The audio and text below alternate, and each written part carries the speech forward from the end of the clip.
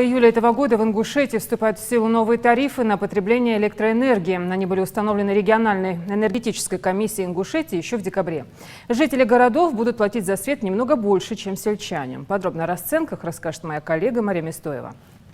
В декабре 2015 года региональной энергетической комиссией Ингушетии были приняты новые тарифы на электроэнергию. Но в силу новые расценки вступают только 1 июля. В основу увеличения тарифов легли такие параметры, как предельно-минимальные и предельно-максимальные уровни тарифов, установленные ФАС России. Значит, предельный уровень. Устанавливается предельно-минимальный уровень тарифа, также предельно-максимальный уровень тарифа, в рамках которого мы уже как регуляторы обязаны принимать соответствующее решение. Но мы, как правило, постоянно придерживались, и на этот раз принятый тариф на предельно-минимальном уровне с ростом всего 3,8%. А это значит, что киловатт электричества подорожает всего на 12 копеек. Это тарифы для жителей городов, а потребители в сельских поселениях будут платить больше только на 9 копеек. Сейчас киловатт электричества мог бы стоить вместо 3 рублей 25 копеек целых 5 рублей. Но для нашего региона, как и для ряда других субъектов СКФО, до 2020 года сохранены особые условия приобретения электроэнергии на оптовом рынке. Мы должны были перейти на свободные нерегулируемые цены.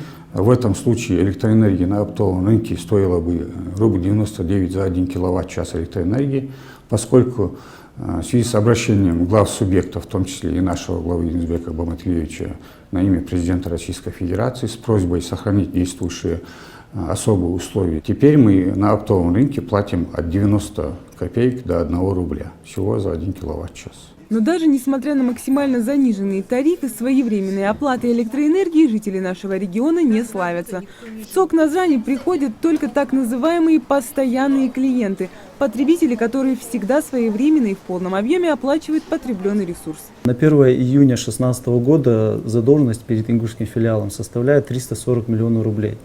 Из них по населению задолженность составляет 191 миллион рублей, или же 60% от общего долга. Например, за январь-май 2016 года население оплатило 107 миллионов рублей, что составляет 36% от общего объема продаж, которые выставляли потребителям. И в большей степени этот погашенный населением процент от общей суммы является заслугой глав администрации населенных пунктов и контролеров, которые совместно обходили каждый двор, чтобы заставить потребителей оплатить киловатты использованного электричества. Причем страдают от своей недобросовестности те же неплательщики. Надо осознавать тот факт, что качество предоставляемых услуг зависит от нас самих.